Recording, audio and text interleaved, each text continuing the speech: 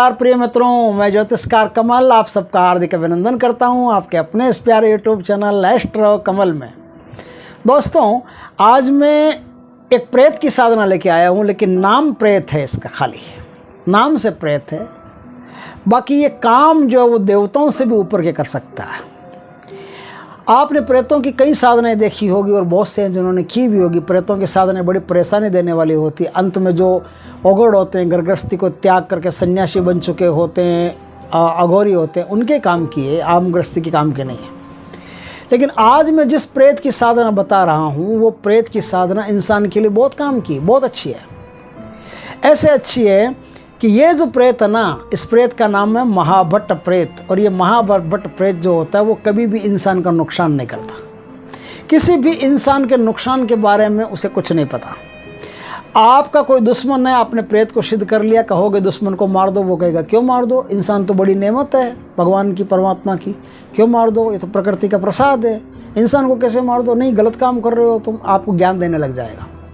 आप कहोगे इसे बीमार कर दो, वो कहेगा पागल हो गए क्या, किसी को बीमार करते हैं क्या, किसी को बीमार करने से पाप लगता है। ऐसे आपको बहुत सारी ज्ञानवर्धक बातें बताता चला जाएगा, काम नहीं करेगा। आप कहोगे मुझे आर्थिक संकट है, वो फट से ला करके आपको रुपए दे देगा जितना उनकी ज़रूरत है। आप कहोगे कि हमारे यहाँ बीमारी है, वो कहेगा कि ये दवा ले लो, वहाँ से ले आओ, जर्मनी में मिलेगी कि जापान में मिलेगी, सब बता देगा, वो दवा ले लो, आप ठीक हो जाओगे। बहुत सारी चीज़ें ऐसी है जो महाभट्ट प्रेत मिनटों में कर सकता है, जो आप सदियों में नहीं कर सकते, युगों में नहीं कर सकते, वो मिनटों में कर सकता है। इतनी उसके अंदर क्षमता है, इतना उसके अंदर कौशल है। बच्चे को नज़र लग गई हो, फेट फटकार हो गई हो, कोई भूत प्रेत का साया हो, किसी घर में कुछ किया कराया हो, टोना टोटका हो, ऐसी सारी विद्याओं को महाभट्ट प्रेत निकाल करके फेंक देता है। इसकी साधना भी बड़ी गजब की साधना है। अमावस्या के दिन से इन साहब की साधना शुरू होती है। उस दिन यदि शनिवार आ जाए तो सबसे बढ़िया है। शनिचरी अमावस्या हो तो उसकी बात ही अलग है। तो शनिचरी अमावस्या के दिन से महाभट्ट प्रेत की साधना शुरू होती है।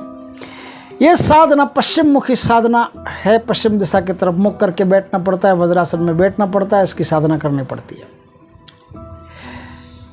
इसकी साधना के लिए एक ऐसा स्थान चाहिए जो दो का जोड़ हो। अब ये मैंने क्या कह दिया, आपको होगा कि दो का जोड़ क्या होता है। दो का जोड़ ये होता है, बताता हूँ। जैसे दो खेत है, खेत आपने फार्म हाउस खेत देखे होंगे, तो जो दो खेत होते हैं, उन दो खेतों का एक बीच में बंधन होता है जिसे हम मेड बोलते हैं। उस मेड के ऊपर बैठ करके ये साधना होती है। और कहीं नहीं होगी, शमशान में, कब्रिस्तान में, कहीं नहीं होगी, सिर्फ मेड के ऊपर बैठ करके ये साधना होगी। कारण क्या है कि जो महाभट्ट प्रेत है ना, ये लोगों को जोड़ने का काम करता है। तो दो लोग जहाँ जुड़ते हैं ना, वहाँ से महाभट्ट प्रेत शुरू हो जाता है, अपना काम शुरू कर देता है। जैसे कि किसी का वशीकरण करना हो, किसी को प्रेम में जोड़ना हो, सम्मोहन में जोड़ना हो, कोई स्त्री किसी से प्रेम नहीं करती हो तो उसको प्रेम में लाना हो, कोई पुरुष किसी से प्रेम नहीं करता हो तो प्रेम में लाना हो, तो ये प्रेम करवाता है लोगों के बीच में। इसका सबसे बड़ा गुण यही है कि ये लोगों को फट से जोड़ देता है।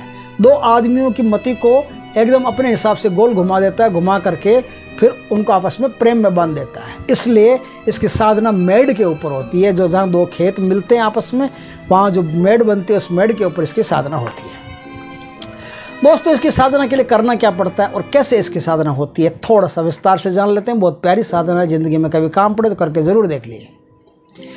इसकी साधना मेड के ऊपर होती है, अमावस्या के दिन से होती है, शनिवार के दिन से होती है। 7 दिन की इसकी साधना है। 7 दिन तक आपको तपस्या करनी पड़ती है। उस स्थान पर जाकर के आपको अच्छी तरह से साफ सुथरा करके और अपने बैठने के लायक स्थान बना लेना चाहिए। स्थान बनाने के बाद में वहाँ 3 पूजाएं करनी चाहिए। एकदम पवित्रीकरण करके 3 पूजाएं करनी चाहिए। 3 पूजाएं कौन सी? एक तो गुरु पूजा, जो आपके गुरु हो उनकी वहाँ पूजा करनी जरूरी है। दूसरा दूसरा वो क्षेत्रपाल जो होता है, वहाँ का जो स्थान का देवता होता है, स्थान देवता की पूजा, सिर्फ 2 पूजा, स्थान देवता की और गुरु की, सिर्फ 2 पूजा। आगे जो तीसरी पूजा होगी वो खुद महाभट्ट प्रेत की पूजा होगी, तो उसके नाम से भोग बल दे करके पूजा करें। ये पूजा हो गई। इस साधना में आपको मोगरे का या काला भूत नाम का इत्र होता है या केवड़े का इत्र होता है, वो आपको चाहिए। जिस समय साधना करोगे उस समय शीशी को खोल करके वहाँ रख देना, हवा में उड़ने देना। 7 दिन की बात है, 7 शीशियाँ ले आओ। उड़ भी गई तो क्या फ़र्क पड़ता है, तो 7 शीशियाँ ले आओ। 7 शीशियाँ ला करके वहाँ खोल करके एक शीशी को हर दिन हर रात को रख देना। अब क्या है, इसका जो भोग होता है ना, वो भोग होता है पेड़े का, दूध से बना हुआ पेड़ा जो होता है उसका भोग होता है। भोग को दें किसी बर्तन में रख करके, पत्तल में रख करके, मिट्टी के किसी कटोरे में रख करके वो भोग दें। भोग दें और भोग देते समय कहें कि हे महाभट प्रेत, ये तुम्हारी खुराक है, आओ और अपनी खुराक ले लो और हाजिरी दो, अपना साक्षात्कार करवाओ, अपना दर्शन दो। ऐसा बोल करके वो भोग वहाँ रख दें। अब ताजी लोबान की या मस्त गूगल की, कोई भी बढ़िया उद की, कोई भी बढ़िया धूप हो, वो धूप रात 12 बजे आप वहाँ जला दें। जलाने के बाद में अब आपको एक मंत्र है, उस मंत्र का जाप करना पड़ेगा। सिर्फ एक मंत्र को एक बार बोलना पड़ेगा। उसके बाद में जो इसका मूल मंत्र है, उस मूल मंत्र की 21 माला का आपको जाप करना पड़ेगा।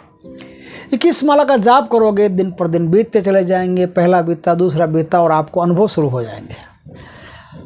नेक्स्ट शक्तियाँ जो है वो आपको साधना करने नहीं देगी, क्योंकि साधना पहली बात तो यह है कि बढ़िया से बढ़िया जो सुरक्षा घेरा होता है, देह बंधन होता है, वो लगा करके बैठे। फिर क्या है, शक्तियाँ आपको साधना करने नहीं देगी। शक्तियाँ साधना नहीं करने देगी, इसके लिए आपको क्या चाहिए, कोई छुरी अपने पास चाहिए, छुरी। और जो सुरक्षा घेरा लगाओगे वो कैसे लगाओगे, वो ऐसे लगाओगे कि सुरक्षा घेरे में सुरक्षा मंत्र को आप बोलते बोलते उस छुरी से अपने चारों ओर एक गोला बनाओगे। और जहाँ से गोला बनाया है ना, उसी गोले पर जहाँ पहला बिंदु आता है, उस बिंदु पर ला करके छुरी को गाड़ दोगे। वो आपका एक गजब का बंधन हो गया, वह कोई भी शक्ति प्रवेश नहीं कर सकती सिवाय महाभट के। अब वहाँ से आपकी साधना शुरू होती है। इस साधना में तरह तरह के अनुभव होंगे, आपको बहुत तरह तरह के अनुभव होंगे, लेकिन कोई भी अनुभव किसी को भी बताने का नहीं है। सारे अनुभव अपने गुरु को बता सकते हो और किसी को नहीं बता सकते। इसलिए गुरु जब तक नहीं हो तब तक ये साधना नहीं करें, और साधना को भी पूर्णतया गुरु से दीक्षित होकर के फिर इस साधना को करें, और उनसे अच्छी तरह से देख रेख में या फिर अच्छी तरह से पूछ करके क्या करूं क्या नहीं करूं पक्का पता लेकर के साधना करें। साधना अपने आप में जितनी सरल है उतनी ऊंची है, उच्च कोटि की है।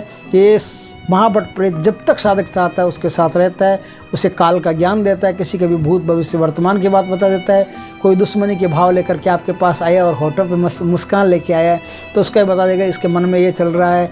मन की बातें भी जान लोगे, सब कुछ वो बता देता है आपको, सारा काम वो कर देता है, और एक अच्छा दोस्त बन करके, अच्छा सलाहकार बन करके आपके जीवन में वो प्रवेश करता है।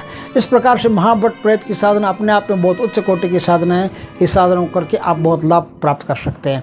मंत्र आप गुरु से दीक्षित हुए बिना मत लेना। जो मैं मंत्र बता रहा हूँ सीधा उसको जपने की कोई ज़रूरत नहीं है बिना गुरु के।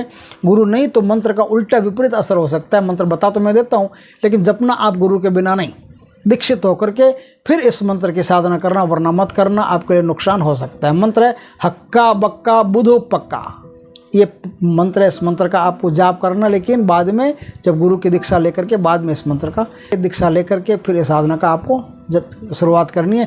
इस प्रकार से जो ये साधना करोगे ये आपकी बड़ी कीमती साधना है। बहुत कुछ इससे प्राप्त किया जा सकता है और बहुत अच्छी साधना है। दोस्तों वीडियो अच्छा लगे तो लाइक करना, कमेंट करना, शेयर करना, और यदि पहली बार हमारे चैनल पर आए चैनल को सब्सक्राइब करना, पास में जो बेल आइकन का बटन है वो दबा देना, ताकि हमारे ज्ञानवर्धक जानकारीपूर्ण वीडियो सबसे पहले आपके पास आ सके। जय श्री कृष्ण दोस्तों।